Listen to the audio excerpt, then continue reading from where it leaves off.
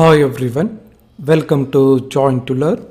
ಇವತ್ತಿನ ಒಂದು ಸೆಷನ್ನಲ್ಲಿ ಕೃಷಿ ಅಧಿಕಾರಿ ಮತ್ತು ಸಹಾಯಕ ಕೃಷಿ ಅಧಿಕಾರಿ ಹುದ್ದೆಗಳ ಪರೀಕ್ಷೆಯ ತಯಾರಿಯ ಭಾಗವಾಗಿ ಕೃಷಿ ವಿಷಯಕ್ಕೆ ಸಂಬಂಧಿಸಿದಂತೆ ಇವತ್ತಿನ ಒಂದು ಸೆಷನ್ನಲ್ಲಿ 17ನೇ ಕ್ಲಾಸನ್ನು ಚರ್ಚೆ ಮಾಡೋಣ.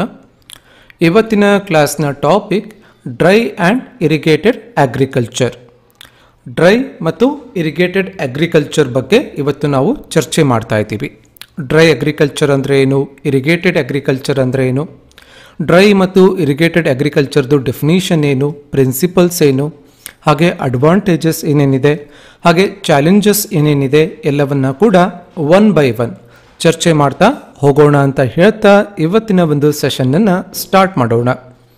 ಮೊದಲನೇದಾಗಿ ಡ್ರೈ ಅಗ್ರಿಕಲ್ಚರ್. ಸೊ ಡ್ರೈ ಅಗ್ರಿಕಲ್ಚರ್ದು ಡೆಫಿನಿಷನ್ ಮತ್ತು ಕ್ಯಾರೆಕ್ಟರಿಸ್ಟಿಕ್ಸ್ ಏನೇನಿದೆ.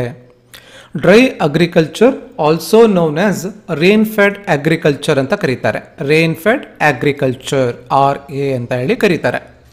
ರೇನ್ ಫೆಡ್ ಅಗ್ರಿಕಲ್ಚರ್ ಅಂದರೆ ಎಲ್ಲಿ ಮಳೆಯ ಪ್ರಮಾಣ ಕಡಿಮೆ ಆಗ್ತಾ ಇದೆ, ಸೊ ಅದು ರೇನ್ ಫೆಡ್ ಅಗ್ರಿಕಲ್ಚರ್, ಅಲ್ಲಿ ಮಾಡುವಂತಹ ಕೃಷಿ ಆಗುತ್ತೆ ಈ ಒಂದು ಡ್ರೈ ಅಗ್ರಿಕಲ್ಚರ್ ಅಥವಾ ರೈನ್ ಫೆಡ್ ಅಗ್ರಿಕಲ್ಚರ್. ಈ dry agriculture realise primarily on natural rainfall. ಮುಖ್ಯವಾಗಿ ನೈಸರ್ಗಿಕವಾಗಿ ಬರುವಂತಹ ಮಳೆಯ ಮೇಲೆ ಇದು ಡಿಪೆಂಡ್ ಆಗಿರುತ್ತೆ.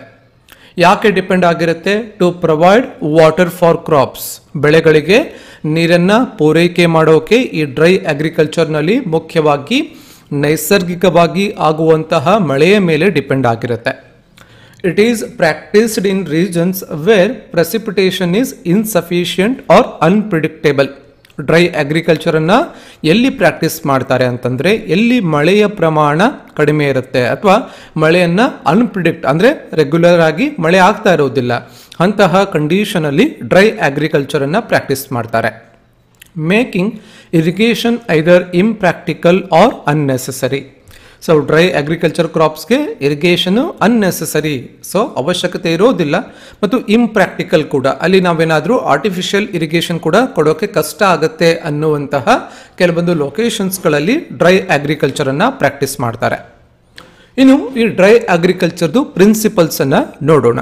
ಮೊದಲನೇದಾಗಿ ವಾಟರ್ ಕನ್ಸರ್ವೇಷನ್. ನೀರನ್ನು ನಾವು ಕಾಪಾಡ್ಕೋಬೇಕು, ಅದನ್ನು ಕನ್ಸರ್ವ್ ಮಾಡಬೇಕು. Dry agriculture emphasises efficient use of available water resources. Dry agriculture ಯಾವುದರ ಮೇಲೆ ಪ್ರಾಮುಖ್ಯತೆ ಕೊಡುತ್ತೆ ಅಂದರೆ ಇರುವಂತಹ ವಾಟರ್ ರಿಸೋರ್ಸ್ ಏನಿರುತ್ತೆ ಅದನ್ನು ಬಹಳಷ್ಟು ಎಫಿಷಿಯಂಟ್ ಆಗಿ ಯೂಸ್ ಮಾಡ್ಕೋಬೇಕು ಅನ್ನೋದು ಡ್ರೈ ಅಗ್ರಿಕಲ್ಚರ್ನ ಮೊದಲ ಪ್ರಿನ್ಸಿಪಲ್ ಆಗುತ್ತೆ. ಕೆಲವೊಂದು ಟೆಕ್ನಿಕ್ಸ್ ಬರುತ್ತೆ.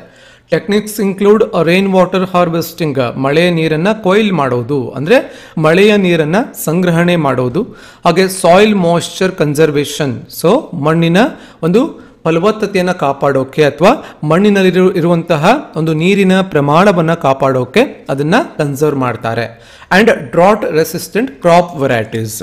ಸೊ ಡ್ರಾಟ್ ಕಂಡೀಷನಲ್ಲೂ ಕೂಡ ಸೊ ಸರ್ವೈವಲ್ ಆಗುವಂತಹ ಕೆಲವೊಂದು ವೆರೈಟೀಸನ್ನು ಮುಖ್ಯವಾಗಿ ಡ್ರೈ ಅಗ್ರಿಕಲ್ಚರ್ನಲ್ಲಿ ಅಲ್ಲಿ ಬೆಳೀತಾರೆ.